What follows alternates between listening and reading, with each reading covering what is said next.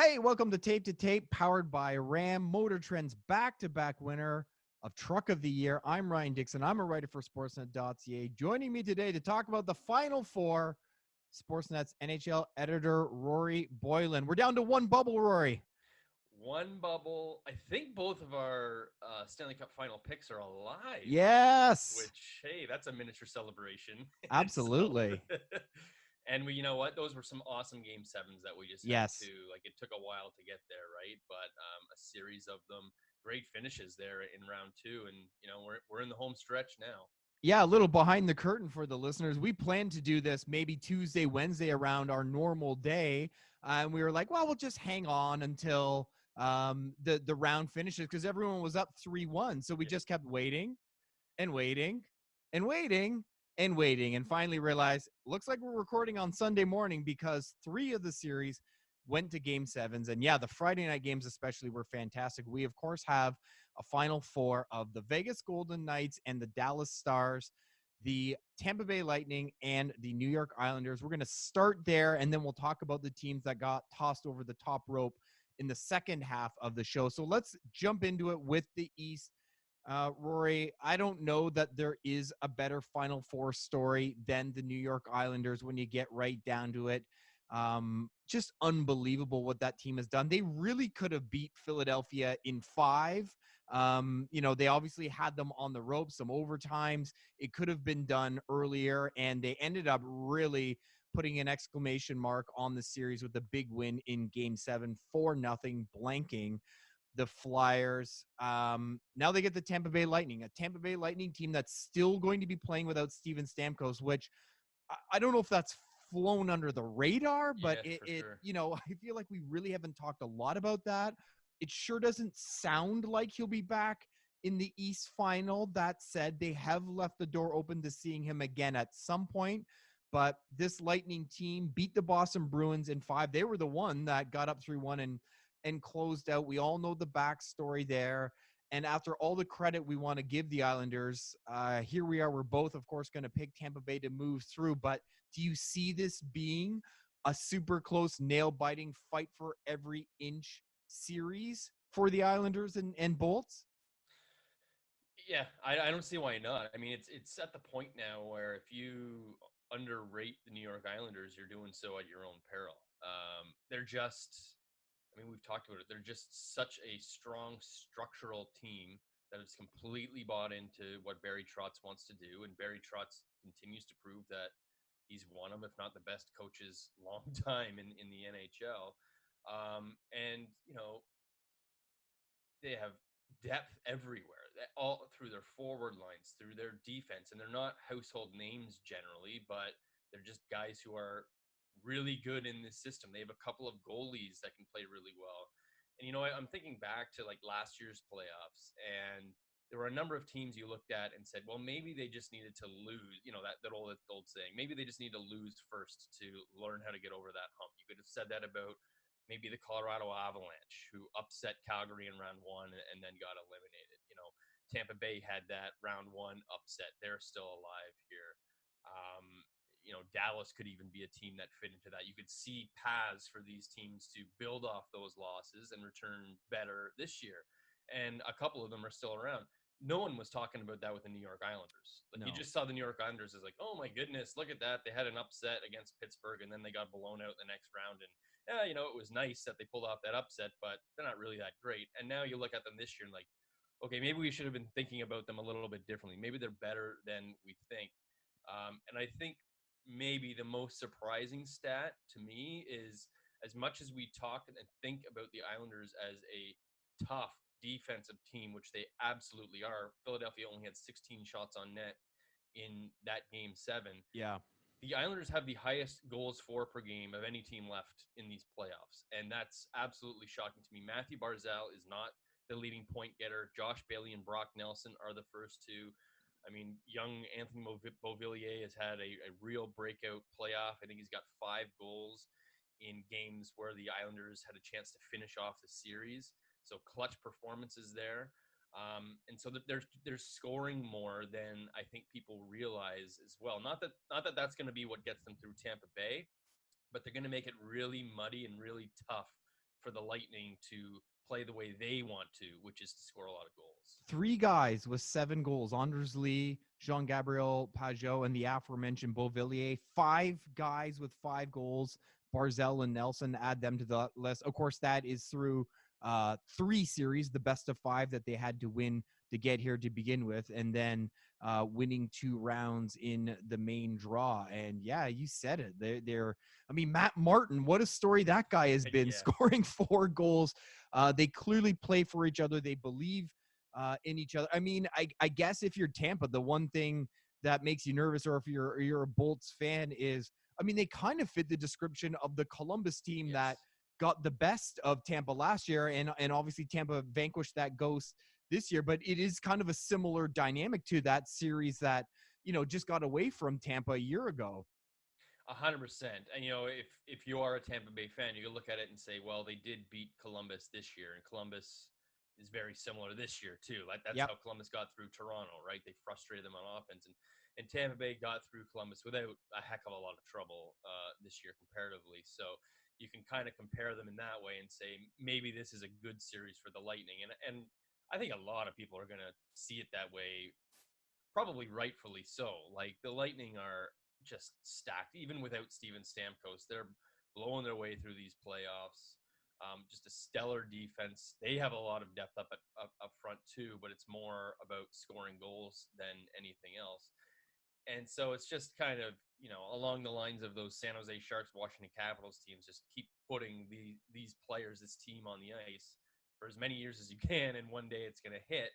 And, for all the teams that they could have drawn in the Eastern Conference Final, getting the Islanders isn't the worst thing on paper anyway. I didn't want to say it out loud, but yeah. I know. But that's how it is, right? Like it's true. I could easily look back at this clip in 2 weeks and say, well, the Islanders really blew away Tampa Bay. That sounds bad, but you look at it on paper and you see so many ways for Tampa Bay to get through, and not a lot for the Islanders. But this isn't me discounting the Islanders. I think they could make this a really tough series. It's just when you're making predictions, it's hard to not pick the team that has the track record of winning a lot in the regular season, mostly over the last few years, and just the skill that they have. Because, I mean, you look at the teams on the Western Conference too, loaded with skill. As much as the Islanders and teams like Columbus, defensive teams, have been a kind of side story in their success in these playoffs.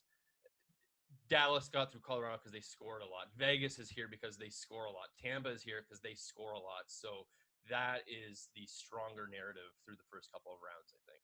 And you have to say, a bit of a coming out party for Braden Point. I mean, obviously they needed him more than ever. He was already a huge part of the team, but he's a guy who they really needed in the absence of Steven Stamkos, and he is showing just what he can do at the top of an NHL lineup. Yeah, I mean, that's been huge. And, there was remember last summer, didn't know what was going to happen with his contract because Tampa Bay was kind of bumping up against that cap. Yeah. He was a candidate to get an offer sheet, which, of course, never happened in the NHL. Sebastian Aho got one, but it was easily matchable. So there's nothing actually competitive about trying to pull these guys away. And lo and behold, Point re-signs. But I don't know if a lot of people outside of Tampa and like really hardcore fans knew and fully appreciated what Point was. So with Stamkos out of the lineup, the way he stood up, I mean, you can't miss him right now. He's their leading scorer. He's an awesome two-way player as well. And so he's had he leads them in points a game, even strength goals, even strength points. He's one of the highest even strength. He might be tied even with Nathan McKinnon, if I remember right, for even strength points in these playoffs. So it's not just, Tampa Bay getting on the power play and Braden Point is taking advantage. He's doing it in the toughest spots. And so that's been a massive development. But then, you look down this lineup and you see Nikita Kucherov, number 2. Of course, it's been those 2 guys that have really been huge contributors to this offense so far, like a tier above everybody else. Right after that, you go to Andre Pallot, Alex Killorn, Blake Coleman, a really nice trade deadline pickup for the Tampa Bay Lightning. But these guys aren't like blowing the doors off. They're not going to be challenging for a Conn Smythe at this point unless they have a series to remember or something. Yeah. It's Point and it's Kucherov that are driving this up front, with, of course, Victor Hedman being an absolute beast of a presence on the blue line. Well, in the case of the Dallas Stars, it's Joel Kiviranta who is driving things up front. What would a game 7 be without an unsung, out of the blue hero? And all the better that he's finishing. We get amazing calls in his native language with the overtime game 7 winner to complete the hat trick. Dallas knocks out the Colorado Avalanche and will face the Vegas Golden Knights. You mentioned it. Our finalists are still rolling here, Vegas and Tampa. So I assume you, like me, will just keep stand by the pick. But Dallas, it took everything they had to withstand the pushback from Colorado. But like you said, similar to the Islanders, they're finding the scoring. Alex Radulov on the top line, all of a sudden bearing goals. Kiviranta, we joke, but plugged into the lineup for game 7 and look what they found. I mean, Miro Heiskanen, Giravanov, young guys. I mean, we all knew Heiskanen had some pretty serious potential, but he has landed. He is here. And Gurianov was a 20-goal guy, and he's doing it in the playoffs now. Looking at this team that is getting the scoring, they're going to be a real bear, I think, for Vegas. Yeah, I mean, if you remember last year in the playoffs, Dallas met St. Louis in round 2 and came within inches of knocking them off in that series. There was a wraparound attempt by Rope Hintz and another one by Jamie Benn in overtime that were just inches. I think it was Colton Parayko that stopped the Benn wraparound with his stick basically on the goal line. So, they were that close to beating last year's Stanley Cup champions in 2019. So not a huge surprise that Dallas is here. They have everything you need. It's just, they were one of the best defensive teams in the league this year. Excellent goaltending, could not score, ranked 27th in goals. So that they absolutely blew up and were scoring like crazy, matching Colorado goal for goal in that series was hugely surprising. But you look at this lineup and you say, all the guys you mentioned, plus Jamie Benn, Joe Pavelski, Tyler Seguin. I mean, even Rope Hintz had a pretty good season too, and a really good playoff for them last year. Like, they have these weapons, and you just always, throughout the season, you look at this team and say, why aren't they scoring more? And it's just because they play this system that the coaching staff wants them to play. They buy into it. There was a game against Colorado there where, they were kind of scoring, and Rick Bowness after the game was talking about how one of his players had 2 goals and, he might have tried to go for the hat trick, but instead of that first line with Radulov, Benn, and Seguin just kind of dialed it back, played defense. And that's them buying into that system. And that's when they realize they don't have to go for offense all the time, even though they could. They could play like a team like Colorado or Tampa Bay, but they don't, because defense, that structure kind of really ties everything else together. You create offense off good defense. And Colorado just left too many opportunities for Dallas. Also, Colorado, by the end of it was down to their 3rd string goalie, which certainly helps. But that wasn't fully the whole reason, I don't think. Joe Pavelski, there was talk that maybe he was a little banged up for some of the year, and he gets all that time off, 5 months to recover, and he comes back healthy. And are we surprised Joe Pavelski is playing awesome in the playoffs? No, not at all. He's done that his entire career. He's an excellent goal scorer. And so now it's just kind of coming together. Will they score that much against Vegas? Remains to be seen. Like, Vegas is pretty much fully healthy. They've got Robin Lehner playing really good hockey, and if he happens to fail, you can always go to Marc-Andre Fleury and hope that there's something there. There's more depth everywhere for Vegas. Vegas is certainly going to push the offense like Colorado did. I think they have a better defense too, so it's going to be a tougher matchup for Dallas. But it's going to be really interesting for me to see if they can keep any of that offense going against Vegas, because it's just not characteristic of them to score like that. So if they can keep it going, we have to completely change how we look at Dallas, and they're way more dangerous than they were even before, when they were already a Stanley Cup contender coming into this thing.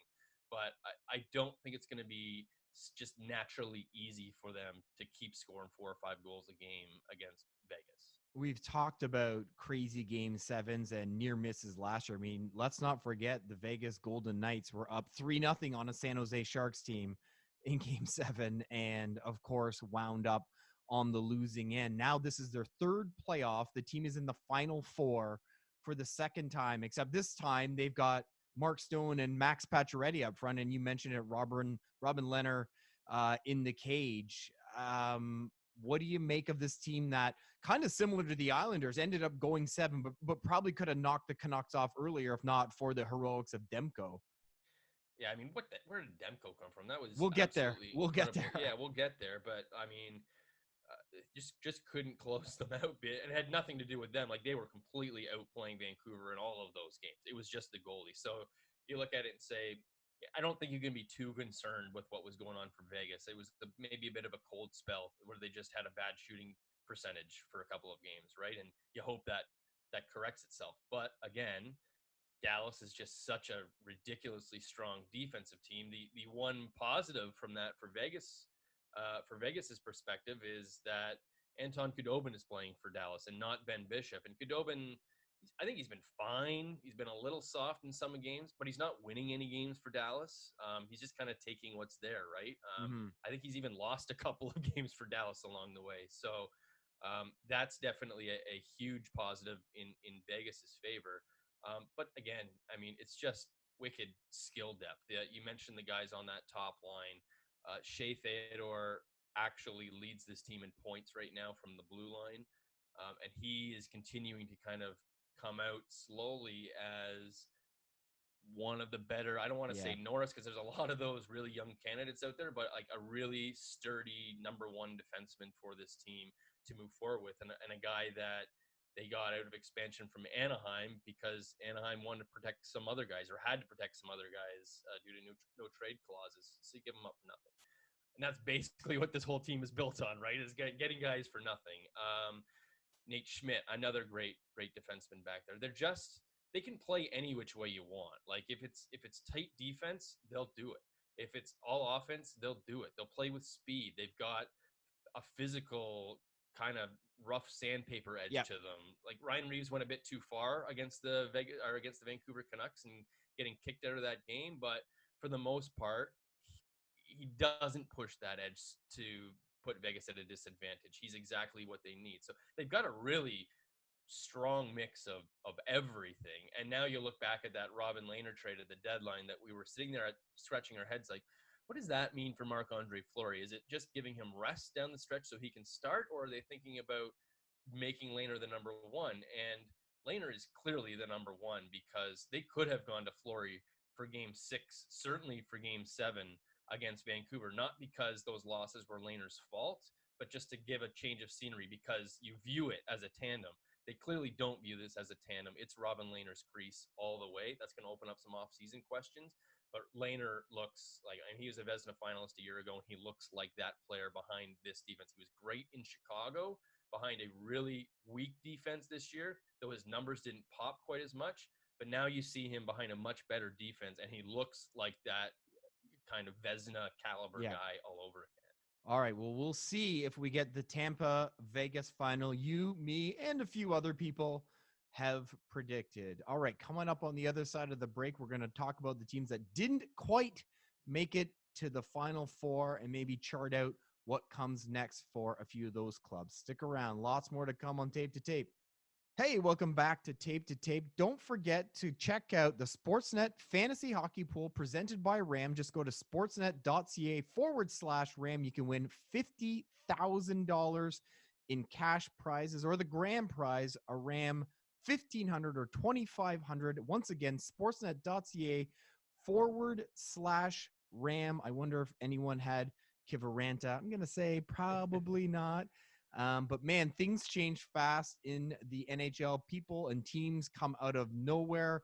Rory, before we get into Colorado, Boston, Philly, and a little bit on the Canucks, I just have to go over a couple things that in a relatively short period of time and sometimes in a real short period of time just changed so much. I mean, we talked about Lehner and Fleury in the first block. I mean, 2 years ago, they're basically building statues of Marc-Andre Fleury. He's the face of the franchise in Vegas. What a story after, being the odd man out in Pittsburgh. Now it's Robin Lehner's net. The Colorado Avalanche, it was not quite 3 years ago that they were a bottom feeding team selling off on Matt Duchene and us wondering if they were one of maybe the worst run franchise in the league.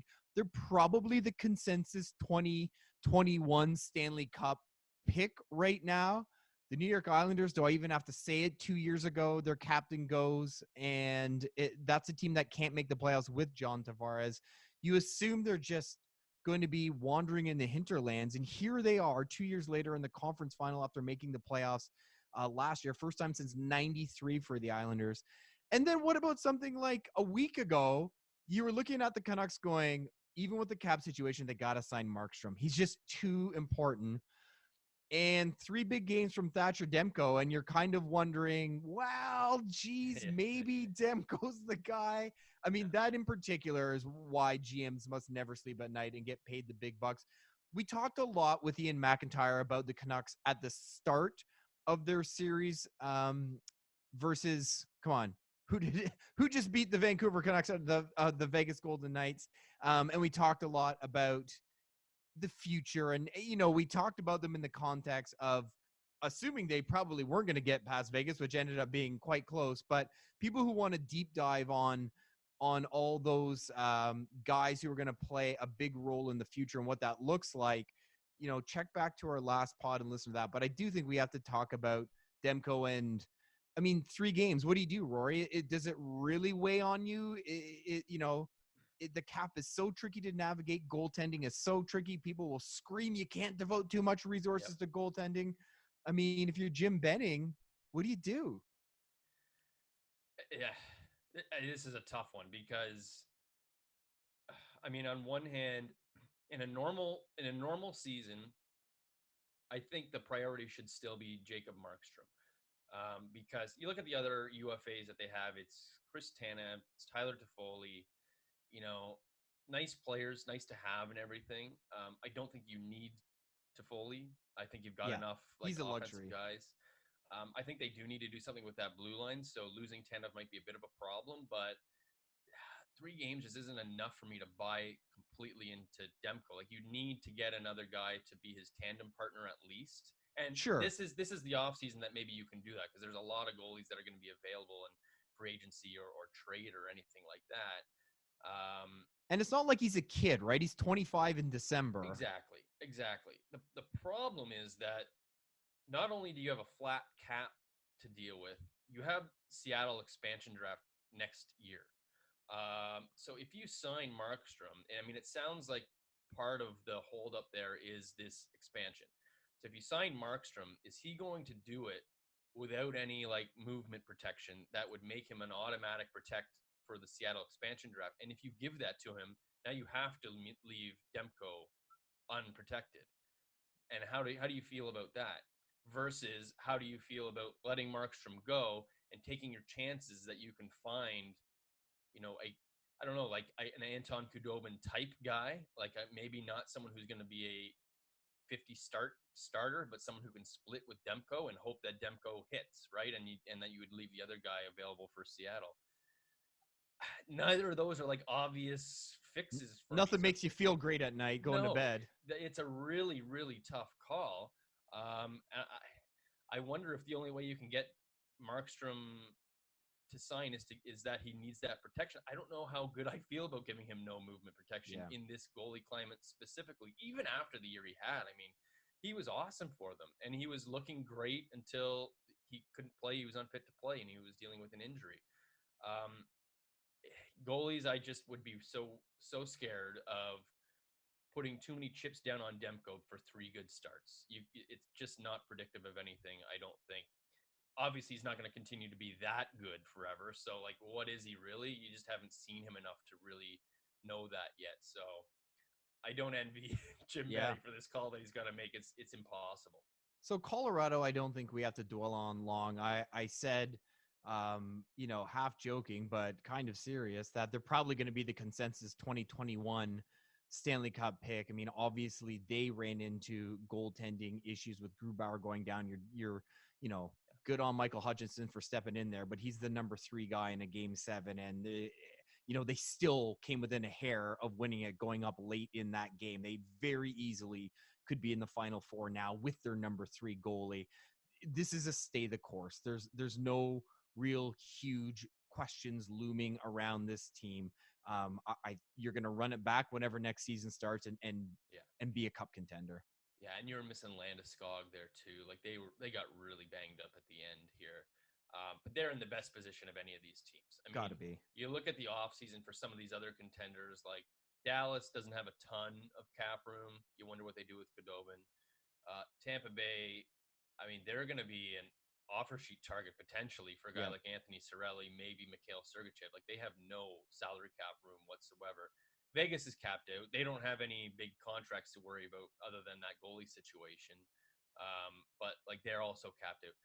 Colorado is like one of the teams that has the most cap room, and that's, you look at the other teams that have a lot of cap space, and it's New Jersey and Detroit and like these really bad teams that have a long way to go. Colorado is there, so obviously they're a candidate to potentially sign a guy like Taylor Hall. Who, hey, Taylor Hall, would you go to Colorado for a discount, or would you take a lot of money and sign a 1 or a maybe 2-year deal just to take a quick run at the cup? Because he said money isn't like the be all end all. He wants to win, right? And it seems like a dream fit. And you'd hit the UFA market again when you're 30 years old or something, Sure. And if it works, maybe you've just had an awesome season and your value has been upped. Hopefully the cap situation is better at that point because we've come out from this COVID-19 situation by then. That's the best case scenario. And heck, even if you don't, maybe you're still taking runs at the Stanley Cup. And that's what he has said. Like, he's played in this league for 10 years. He's barely had any playoff experience. I mean, there's no way he's staying in Arizona the way they went out and the cap situation they're under. I don't even think it's possible. They got like $1 million in cap room. It just, Colorado easily presents the best split of Stanley Cup chances and the money that they could give you, at least on a short-term deal. You look at some of these other candidates, like maybe Calgary, maybe Edmonton is a fit, but it's like they're not really at the same spot Colorado is. So even if it's not Taylor Hall, Colorado they have all these options to do almost whatever they want this off season because of all that cap space they have. They have a lot of, assets that they could possibly trade if Joe Sakic would want to do that too. But it really seems like next year is one where Colorado just pushes all their chips in and says, we're fully going for the Stanley Cup this year because nobody has the cap space and wiggle room that they do with the roster that they have.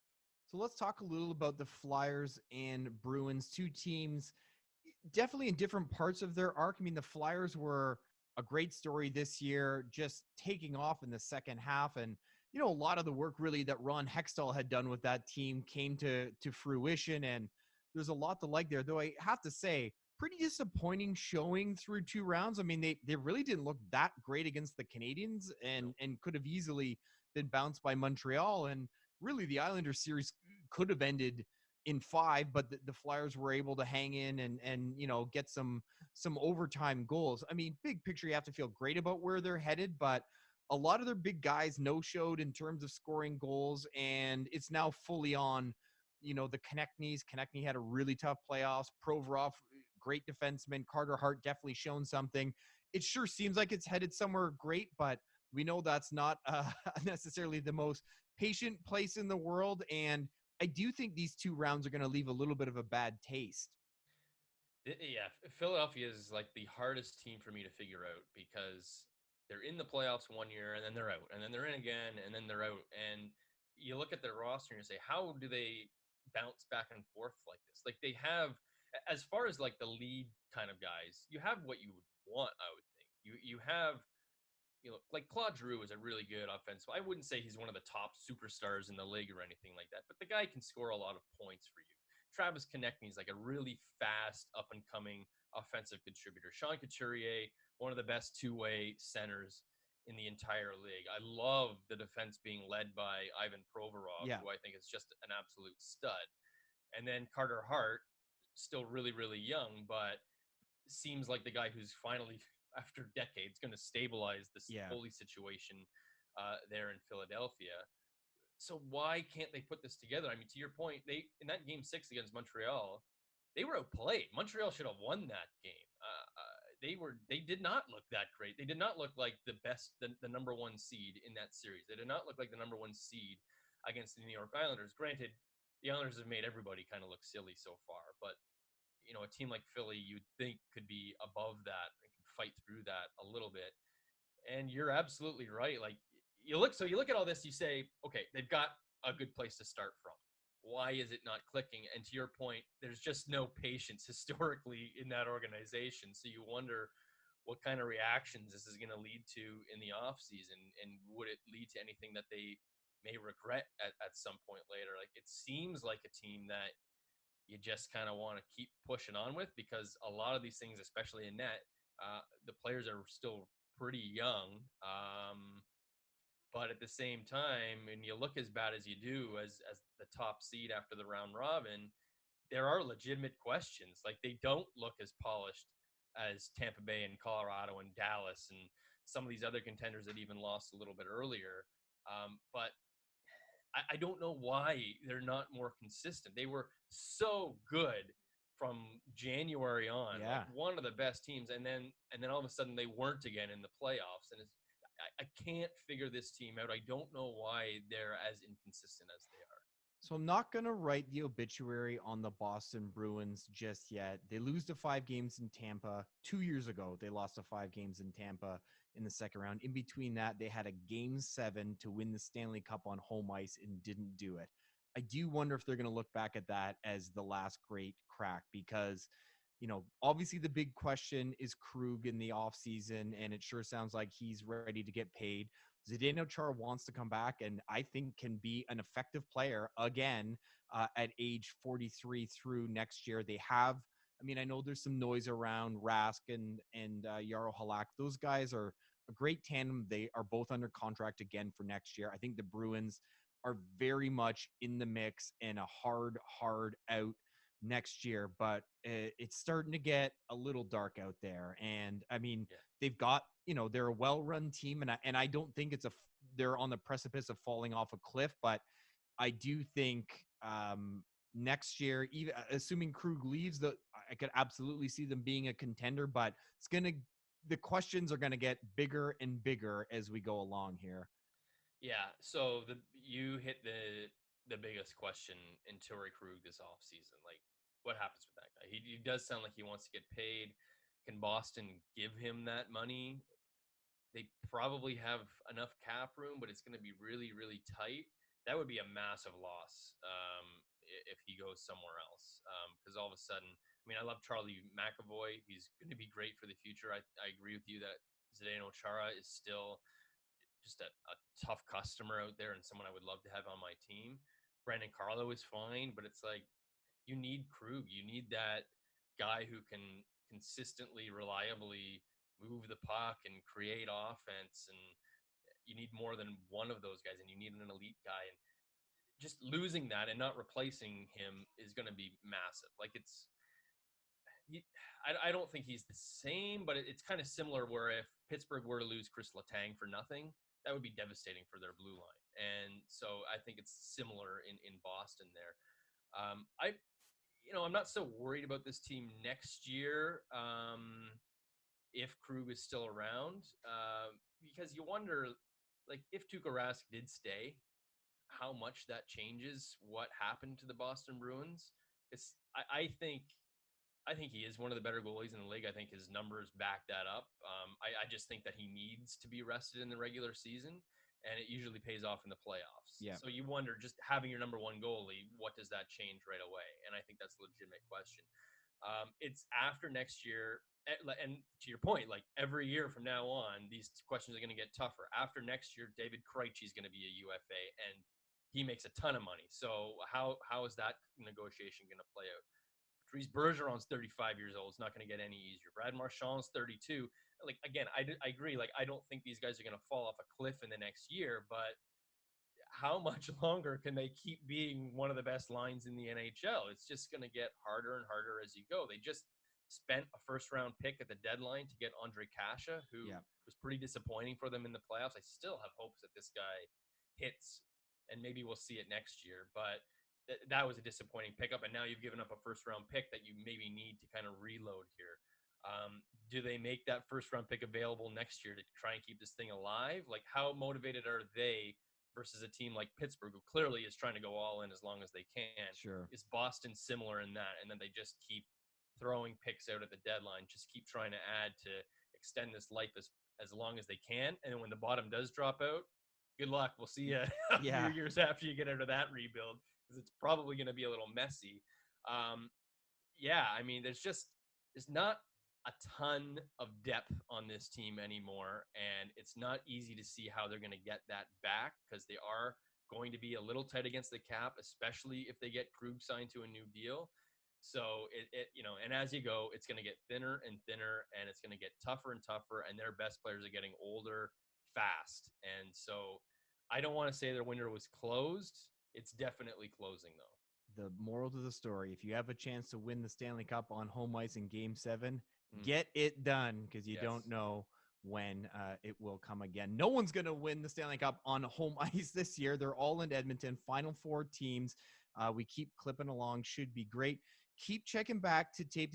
We're going to play it by ear again and figure out when the best time to jump in is, based on how the series are going, based on when my wife goes into labor. We don't really know how that's going to go. Maybe that will be the big story in my house this week. We shall see, but we're planning to certainly keep podding along here and hopefully keep hitting our weekly frequency. We're just trying to figure out when the best time to jump in is. But so much great action to talk about. We have to do it. And Ryan, for me, and I think everybody who's listening, to wish you and your wife the best of luck when the little one comes. Enjoy it, man. you say it as a wise and exhausted man. Yeah, just a little bit. All right. Exhausted. I don't know about the wise part. Well, thanks so much to our producers today, Mike Tassoni, Michael Mayers, for making the magic happen. Thanks to my co-host, as always, Rory Boylan. And check back soon for more glass rattling hockey action on Tape to Tape.